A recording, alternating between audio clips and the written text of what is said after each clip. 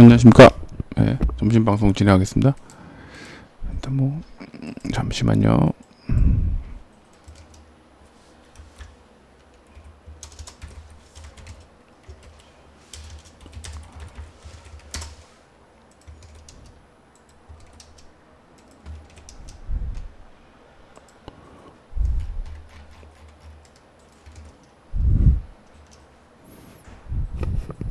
네, 어차피 방송 못 보셔도, 지금 못 보셔도 제가 끝나고 올려드릴 테니까 보시면 될 것 같습니다.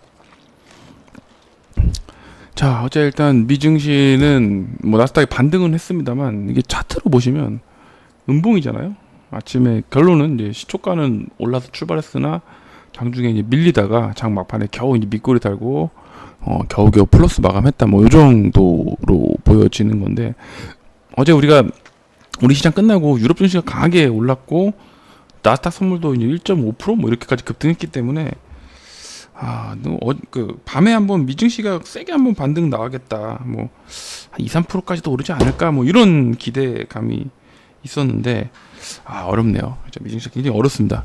이유는 여러 가지 있는데 최근 급락이 나왔고, 그다음에 중국의 이제 부양 정책이 이런 것들 때문에 나스닥이 상승 출발했습니다만, 계속 이제 FOMC 연준 의원들이 이제 공격적으로 긴축을 해야 된다, 금리 인상 팍팍 올리고 이런 부분들 나오다 보니까 어쩔 수 없이 이제 지수가 이제 밀리고 있는 상황이고, 어제 바이든이 기자회견을 했나봐요. 근데 인플레 관련해선 새로운 내용이 없었다, 이 정도로 해서 그냥 혼조세로 좀 끝났습니다.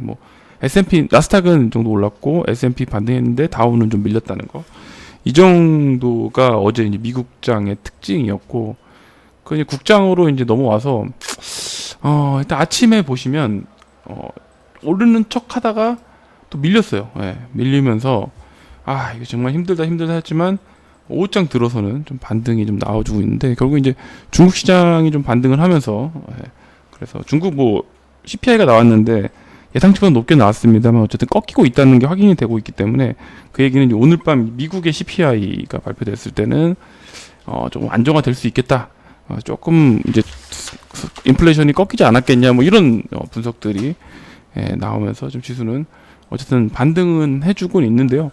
자, 코스피 지금 일봉 흐름 보시면 위태위태하죠. 2,500을 밀고 내려와서 양봉을 좀 만들고 있는 상황, 이런 상황입니다. 그래서 시장이 밀리든 올리든 그날 그 캔들이 양봉이냐 응봉이냐가 사실 제일 중요하거든요. 근데 어쨌든 양봉을 좀 유지해주고 있다는 부분이고, 코스닥은 좋습니다. 의외로 코스닥이 더 탄탄하죠.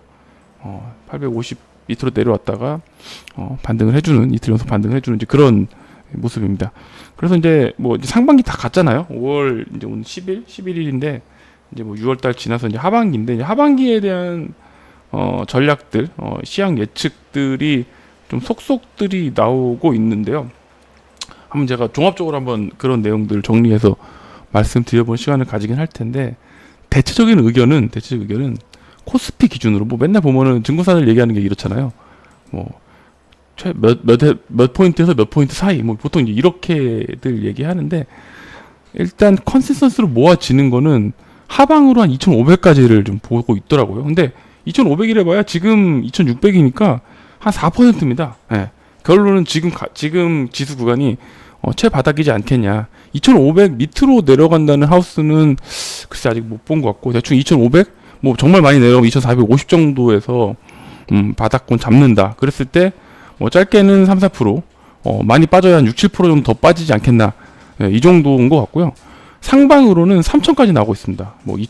그래서 한 2,900, 3,000 요 정도 레벨을 지금 얘기들 하더라고요. 그래서 그 얘기는 위로는 300에서 한 400포인트 정도가 열려 있고, 밑으로는 100에서 100포인트 정도, 많게는 150포인트 정도, 즉 내려갈 수 있는 폭보다 올라갈 수 있는 폭이 최소한 2배는 더 많다, 이 정도로 의견들이 좀 모아지고 있는 것 같아요. 그랬을 때 사실 3,000포인트라고 그래봐야 결국에는 작년 말 수준입니다. 근데 우리 개인 투자자들이 지금 코스피 기준으로 보시면 이때 들었거든. 이때 좀 주봉으로 볼게요. 주봉으로 보시면 월봉으로 봅시다. 월봉으로 봤을 때 우리가 이 구간 올 초에 그러니까 작년 초에 삼성전자 급등하면서 막 올라가던 삼성전자 삼성전자 기아 같은 급등하고 LG전자 가고 특히 카카오 네이버가 이 기간에 완전 달렸잖아요. 카카오 네이버, HMM 이런 종목들이 굉장히 급등할 때 이 구간에 다 들어간 거예요. 3천 글쎄 모르겠습니다. 3,100에서 200 사이, 특히 삼성전자가 요때가 이제 신고가 아니겠습니까? 이 구간에 많이 들어가 있기 때문에 3,000포인트라고 해봐야 아직도 뭐 언제입니까? 작년 2월 수준인 거죠. 그렇다고 했을 때 다시 삼성전자 기준으로 보면은 깝깝합니다. 그죠? 이 정도 언제입니까? 뭐 이 정도까지 된다는 건가? 한 75,000원 정도? 76,000원, 7,000원? 지수만 보면 이 정도 레벨이라는 거죠. 그래서 여전히 8만원 이상에서는 올라가기 힘든 구조가 아닌가. 일단 지수상으로는 그렇습니다. 그래서 어쨌든 올해 지수만 보면은 뭐 선약 후강 이렇게 흐름이 이어질 수 있겠죠. 어쨌든 시장은 그렇다는 거고요. 우리 종목을 좀 살펴보셔야 되는데 오늘 아침에 나온 얘기 중 BDI 지수가 올랐다. BDI 지수가 지금 뭐 올해 최고치라고 얘기가 나오고 있는데 여러분들 그 해운 지수를 볼 때 두 가지를 보셔야 되거든요. 첫 번째는 BDI고 두 번째는 상하이 컨테이너 지수입니다. 정확하게 말하면 HMM은 컨테이너선입니다. 컨테이너선은 전기 여객선이에요. 전기 여객선. 그랬을 때 예를 들어서 인천항에서 예를 들어서 뭡니까 LA 항으로 가는 여객선 같은 겁니다. 거기에 이제 뭐 짐을 실는 건데 여기서 여객이 지금 수출입 수요가 너무 많다 보니까 미리 예를 들어서 내가 컨테이너 한 박스 싣는데 원래 100만 원이었는데 계속 올라가니까 200만 원, 300만 원까지 가격이 올라가는 구조가 되는 거죠. 이게 컨테이너 운임 지수가 그렇게 올랐다는 겁니다. 그래서 HMM이 올랐다는 건 그 얘기고 펜오션은 HMM은 여객선 고속버스라고 봤을 때 펜오션은 전세버스라고 보셔야 돼요. 전세버스라고 하는 거는 우리가 예를 들어 주말에 산에 놀러 간다. 뭐 설악산을 단체로 놀러 간다고 그랬을 때 빌리는 거잖아요. 그래서 그 화주랑 그러니까 예약한 사람이 가고자 하는 방향으로 오르락 내리락 하는 건데 주로 이제 이쪽은 컨테이너선은 정말 그 무역할 수 있는 컨테이너를 싣고 다니는 반에 어떤 펜오션 같은 쪽에서는 어떤 석탄을 싣고 다닌다든가 뭐 나무를 싣고 다닌다든가 그렇게 해서 어떤 원자재 쪽을 많이 싣고 다닙니다. 그래서 BDI 지수가 올랐다는 거는 바로 이 펜오션 쪽이 이제 좋다는 얘기가 되는데요. 근데 보통 이제 상하이 컨테이너 지수나 BDI 지수나 결국에 그놈이 그놈인지라 같은 한 방향으로 움직입니다. 그래서 HMM 펜오션, 뭐 대한해운, 흥하해운 이런 종목 다 좋았고 그 다음에 또 태웅로직스가 오늘 또 1대1 무상증자를 발표했습니다. 그러면서 얘는 아예 상한가까지 가는 모습. 그리고 좀 숨은 종목으로 TK 케미칼 있죠. SM 상선이 있는데 이 녀석이 어쨌든 오늘 같이 해운주로 엮여서 조금 움직이는 모습. 네, 이 정도가 오늘 또 아침에 시장 특징주라고 할 수 있을 것 같고요. 그 다음에 그다음 두 번째로 잘 가는 쪽이 오늘 하이닉스가 모처럼 올랐습니다. 모처럼 2% 폭등을 하고 있습니다. 2% 폭등인데 얘는 어제도 올랐어요. 어제도 2% 오늘도 2% 올랐기 때문에 이제 디램 가격이 좀 좋아지는 거야? 정상되는 건가? 뭐 이런 또 착각을 또 불러일으키는데 어쨌든 반도체 섹터가 오늘 아주 강한 반등이 나오고 있는데 여기서 여러분들 좀 보셔야 되는 거는 바로 원익 QNC입니다. 뭐 원익 QNC를 사자고 지금 사야 된다는 말씀드리는 게 아니고 오늘 6% 올라가면서 아예 신고가가 지금 나오고 있거든요. 자, 지금 보면은 반도체 업황이 어렵다. 뭐 삼성전자 거꾸로 가는데 신고가가 간다는 건 도대체 이 새끼 뭐 하는 새끼야 지금 이렇게 되는 거죠. 실적이 결국 잘 나오고 있다는 거고 실적이 1분기 340억 나왔는데 이게 분기 흐름 보세요. 35억, 200억, 240억 이렇게 나오다가 340억이 나왔기 때문에 전년 동기 대비 70%가 늘었고 시장 예상치가 얼마였나? 잠시만요. 원래 이제 시장 예상치가 230억이었어요. 238억이었는데 340억이 났으니까 시장 예상치보다 또 굉장히 크게 나왔다. 그럼 도대체 이 원익 QNC가 반도체에서 뭐냐 그랬을 때 얘는 식각 쪽입니다. 식각 깎는 그런 쪽인데 그럼 이 관련주들이 다 좋다는 거죠. 바로 이쪽 대장은 바로 TCK입니다. TCK 오늘도 5% 올라가고 있죠. 좋고요. 아직 원익 QNC만큼 폭발적인 성장은 이루 나오진 않습니다만 최근 시장 하락에도 불구하고 3월부터 꾸준히 올라오는 모습이 여러분 확인하실 수 있죠. 그 다음에 바로 하나머티리얼즈가 있습니다.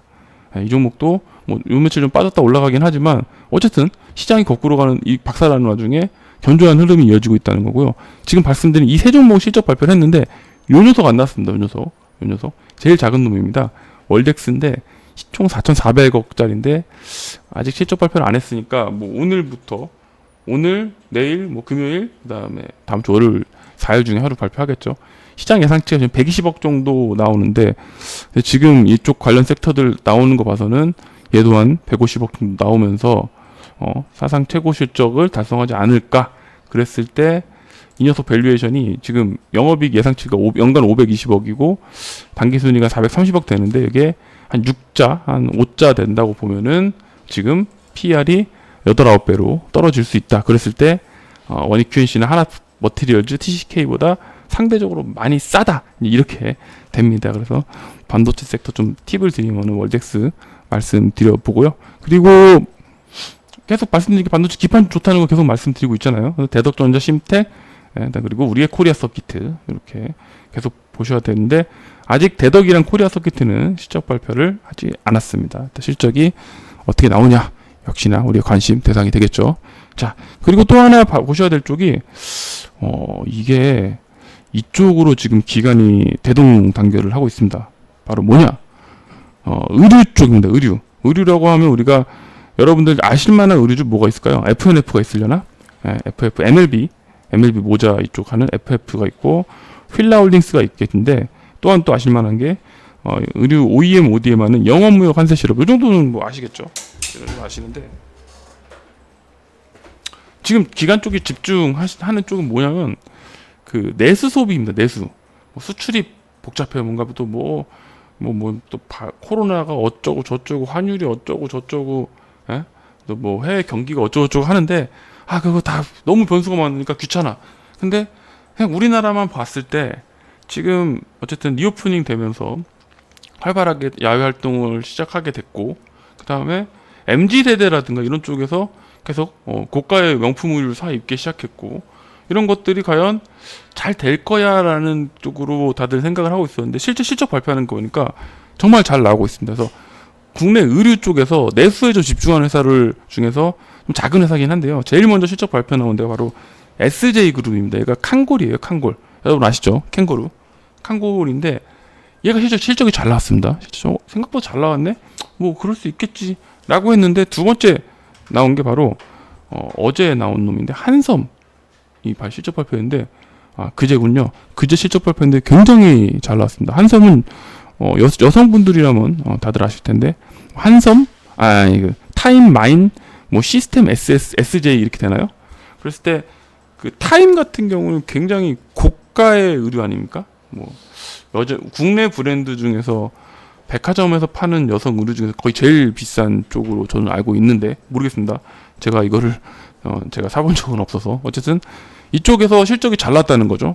어라? 그래? 그러고 있는데 어제 현대백화점 실적이 나왔는데 또 잘 났어. 현대백화점이 잘 났습니다. 현대백화점이 잘 났는데 현대백화점이 뭐 면세점도 하고 있고 다 하는데 면세점은 당연히 삽질이죠. 안 되죠 지금. 그런데 백화점이 잘 된다는 거예요. 근데 백화점 잘 됐는데 찾아보니까 여성 의류. 역시나 여성 의류가 잘 되더라. 야 그러면 이쪽이 좋은가 보다 그러면서 수급이 집중되고 있는데 제가 여기서 말씀드리고 싶은 게 뭐 한섬도 실적이 수급이 좋고 현대백화점도 좋은데 신인터입니다. 신세계인터가 수급이 굉장히 좋아요. 어제 시총 1.2조밖에 안 되는 종목인데 어제 외국인 기관 매수 들어온 게 좀 예사롭지가 않습니다. 자 보시면 이렇게 보시면 자 기관 항상 저는 먼저 보는 게 기관 쪽이거든요. 기관 쪽 매수가 어떻게 들어오냐인데 매일 들어오고 있죠. 매일 들어오다가 어제는 아예 폭발적으로 들어왔습니다. 24만 주가 들어왔는데요. 자, 얘가 흰색인터내셔널이 이제 좀 액분해서 좀 가격이 작아졌는데 평소 거래량이 20만 주 언더예요. 20만 주? 뭐 많아야 30만 주인데 어제 기간이 25만 주를 때려 박았다는 거는 굉장히 많이 산 거고요. 특히 이제 우리가 그 기간 쪽에서 보아야 되는 게 투신하고 연기금 쪽인데 이쪽에서 계속 지금 물량을 담고 있다는 거고 매도였던 기관들도 어제부터 강하게 달려붙고 있다는 겁니다. 그랬을 때 아직 실적 발표를 하지 않았거든요. 오늘 나옵니다. 오늘 좀 이따 오후에 나올 것 같은데 오늘 나오는 이 종목에 대해서 이렇게 집중을 하고 있다는 거는 이쪽 섹터가 뭐 일본 실적이니 뭐니 다 떠나서 계속 좀 좋아진다. 뭐 이렇게 지금 보고 오히려 뭐 수출이나 어떤 뭐 IT나 이런 쪽으로 복잡한 것보다는 단순하게 내수에서 잘하고 있고 실적에 대한 안정성이 있고 뭐 그렇게 어떤 뭐 큰 변수가 없는 상황이 이런 종목들 그런 쪽에 좀 종목을 집중한다는 겁니다. 그리고 또 하나 방금 전에 한 11시쯤 나온 것 같은데요. 더 네이처 홀딩스 얘도 실적이 잘 났어요. 더 네이처 홀딩스가 실적이 잘 났는데 왜 안 바뀌냐? 더 네이처 얘가 지금 148억 정도가 나왔는데 영업이익이 이것도 역시나 시장 컨센서스 대비해서 잘 나왔습니다. 시장 컨센이 잠시만요. 좀 찾아보기 여기 있다. 134억 정도였는데 한 15억 정도가 더 나왔어요. 10% 정도 더 잘 나온 거거든요. 더 네이처 홀딩스는 여러분들 아시는 내셔널 지오그래픽 있지 않습니까? 그쪽 브랜드 하는 친구들이거든요. 그래서 결국에 이런 종목들이 실적이 좋다. 그래서 우리가 의류주들, 특히 내수 의류주들에 대해서 조금 집중해 봐야겠다. 이 말씀 드립니다. 그래서 우리가 3월 정도에는 영업무역 한세 실업이 굉장히 좋았잖아요. 특히 한세 실업이 굉장히 좋았죠. 한세 실업이 네, 그 3월 달에 정말 엄청난 급등이 나와서 재미를 줬는데 그 뒤로 좀 많이 빠진 건 얘는 지금 OEM, ODM 쪽이잖아요. 그러다 보니까 약간 좀 뭔가 아리까리해. 미국 경기가 어쩌고 저쩌고 하니까 모르겠어. 그냥 국내 집중하자. 그래서 의류 쪽에서 넘어갔다. 이런 걸 한번 여러분들 체크를 해보셔야 됩니다. 그러니까 내가 갖고 있지 않고 별로 관심이 없는 그런 종목인데 뭘 봐야 되나요? 하는데 그렇게 하면 안 됩니다. 여러분들 평소에 잘 보시지 않을 만한 종목이긴 한데 이쪽으로 돈이 몰리고 있다는 걸 체크를 좀 하셔야 될 것 같고 자 마지막으로 좀 뭐 맨날 말씀드리는 것 같아요. 어제도 말씀드리고 카톡방에서도 맨날 말씀드리는 게 좀 기아입니다. 기아. 예. 그냥 조심스럽게 지금 우리나라 시장 전체 탑픽. 예. 전체 탑픽.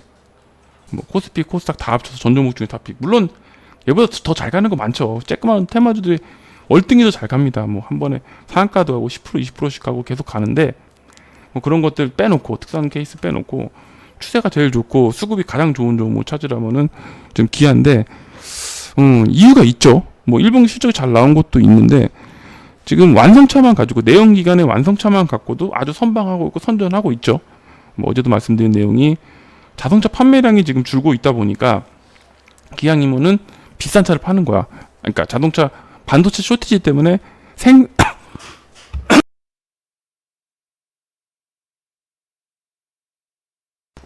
생산이 줄고 있다 보니까 어차피 배짱 장사 아닙니까? 수요는 넘쳐나는데 공급이 안 되니까 싼 거 안 팔어. 비싼 거만 팔래. 그러니까 대형 SUV 중심으로 파는 건데 이것만 가지고도 상당히 좋은 상황인데 중요한 거는 좀 전기차입니다. 전기차.